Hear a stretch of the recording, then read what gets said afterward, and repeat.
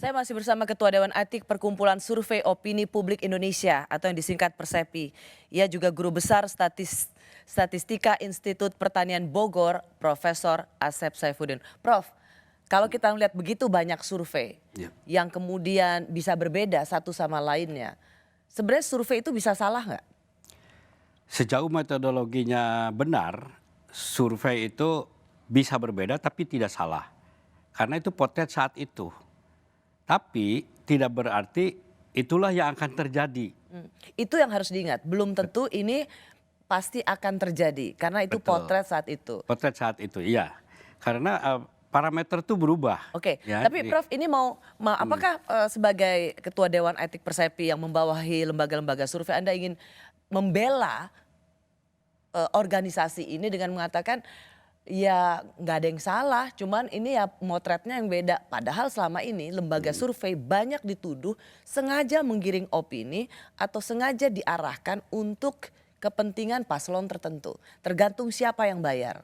Oke, kalau tergantung siapa yang bayar di Persepi sudah jelas bahwa itu tidak boleh terikat dengan siapa yang bayar. Persis, Itu tadi satu. Profesor Ya. sudah jelasin. Tapi yang kedua adalah metodologi yang dia pakai kita teliti dan metodologi itu sesuai dengan kaidah-kaidah ilmu statistika dan hasilnya apapun hasilnya itu benar saat itu.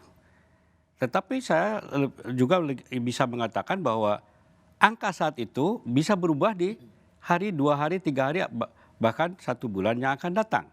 Karena itu ada yang disebut dengan ya moving parameter itu, parameternya berubah-ubah. Ya, tapi Sehingga, itu kan itu tidak menjawab apa yang Ya. misalnya diduga atau disyakwasangkakan oleh Capres 01 bahwa lembaga-lembaga survei ini memang sengaja diarahkan ke sana begitu. Itu kan tidak menjawab tuduhan itu, Prof. Iya, tapi kalau menurut saya sih gini, sejauh metodologi benar itu balik lagi ke metodologi. Apapun hasilnya itulah. Tapi tidak boleh diterjemahkan bahwa itu akan terjadi berikutnya. Oke, Itu. misalnya kalau kita lihat kemudian keluar survei SPIN sebesar 51,8% atau 50,9%. Lalu ada survei IPS, dia juga di atas 50%. Dan itu kemudian dilihat bahwa wah ini udah tambah, ini bahkan bisa langsung satu putaran. Nah ini kan seperti mengorkestrasi bahwa ada paslon tertentu yang sudah hampir dipastikan satu putaran, masuk satu putaran dan menang. Kalau itu di lembaga survei bukan di bawah Persepi, saya tidak bisa mengontrol. Oke, jadi Anda mau bilang IPS survei SPIN ini yang Bukan anggota mengeluarkan Persepi, ya. survei bahwa ada paslon tertentu di atas 50% bukan anggota Persepi. Ya, Jadi Anda tidak bisa bertanggung tidak bisa jawab. tidak bisa juga mengatakan itu salah itu atau benar. Saya harus lihat dulu bagaimana metodologinya itu ya. Tapi karena dia bukan anggota Persepi, saya juga tidak punya hak untuk mengambil mereka. Karena dia tidak ada di dalam grup kita gitu ya. Cuman ya saya tidak tahu bagaimana mereka melakukan itu. Tapi di dalam Persepi selalu kita tekankan bagaimana frame survei itu dimulai dengan yang namanya sampling frame, kerangka contohnya gitu. Nah, kerangka contoh itu dilakukan sebelum dilakukan ke bawah, turun ke bawah. Nah, kalau kerangka contohnya tidak bisa diperlihatkan kepada Dewan Etik, kita mulai curiga nih. Nah, di situ masalahnya. Ya, karena kan sekali lagi ada beberapa misalnya kecurigaan lembaga survei yang menggiring opini satu putaran. Ada juga lembaga survei yang dianggap murni melakukan survei menurut sesuai dengan realitas. Kenyataannya itu menurut Anda benar semuanya sesuai dengan realitas di bawah anggota Persepi atau ya bisa saja memang dia mengikuti siapa sponsornya selama hasilnya nggak terlalu jauh dari range yang selama ini dikeluarkan. Di dalam survei tidak boleh ada hipotesis untuk satu putaran. Tidak boleh itu. Karena kalau ada hipotesis untuk satu putaran, maka akan terjadi bias terhadap nomor siapa pemenang gitu ya. Ini terkait pertanyaan peneliti di lapangan ya, Prof? Ya, Jadi si lembaga survei itu kalau ingin melakukan survei, hipotesisnya itu general hipotesis. 01 sama dengan 02 sama dengan 03. Itu general hipotesisnya. Sehingga di lapangan itu dia tidak punya tendensi untuk ke nol berapapun gitu. Nah kalau itu dipegang, hasilnya nanti itu sah. Yang disebut secara statistik itu tidak bias. Ya, kalau hipotesisnya dipegang dan dijaga oleh metodologi.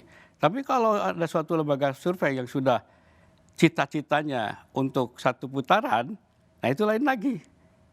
Nah bisa saja hipotesisnya tidak di sama dengan 01 sama dengan 02 atau sama dengan 03. Misalnya contohnya gimana pertanyaan? Apakah Anda setuju satu putaran supaya tidak ribut? Nah itu penggiringan itu. Ya jadi kalau Itu yang kita Anda tadi sebut sudah bias ya? bias, Memang diarahkan responden untuk setuju satu putaran. ya itu bias itu. Walaupun bisa saja hasil daripada pertanyaan itu jawabannya tidak setuju kan. Tapi kan pertanyaan-pertanyaan satu putaran itu kan bukan pertanyaan metodologi kan. Tapi pertanyaan metodologi adalah ya bagaimana mendapatkan angka terhadap pasangan itu. Bicara soal pertanyaan, banyak ada kritikan dari pendiri Polmark. Saya tahu ia juga menjadi anggota Persepi. Betul. Ia mengkritik lembaga survei dari cara bertanya yang tidak memfollow up question atau tidak lagi meneruskan pertanyaan sehingga hanya puas dengan satu pertanyaan dan itu juga dianggap sangat tidak valid. Karena di sini juga sejalan dengan apa yang Anda jelaskan bahwa peneliti di lapangan itu sangat berpengaruh ketika bertanya pada responden. Ya, memang jenis pertanyaan dan juga gaya bertanya, bahkan pakaian bertanya pun harus bebas dari kecenderungan. Itu penting ya. Kalau itu dia lakukan, itu boleh dikatakan unbiased, tidak bias. Nah, tetapi kalau pertanyaan yes itu bahwa hanya ya dan tidak didalami, saya merasa masih oke. Karena pendalaman itu adalah untuk analisis sebenarnya. Mengapa saya yes jawabannya atau mengapa saya tidak? Analisisnya bisa saja ada in-depth interview kan itu. Itu jadi nggak masalah. Yang penting ketika dia bertanya untuk 01, 02, 03 itu tidak ada preferensi sedikit pun.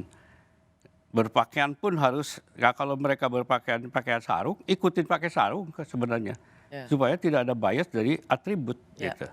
Jadi bias itu harus dihilangkan dari sejak awal mereka berada di lapangan bertemu dengan responden sampai bagaimana mereka mengolah data. Sehingga hasil yang keluar itu adalah murni fakta. Oke.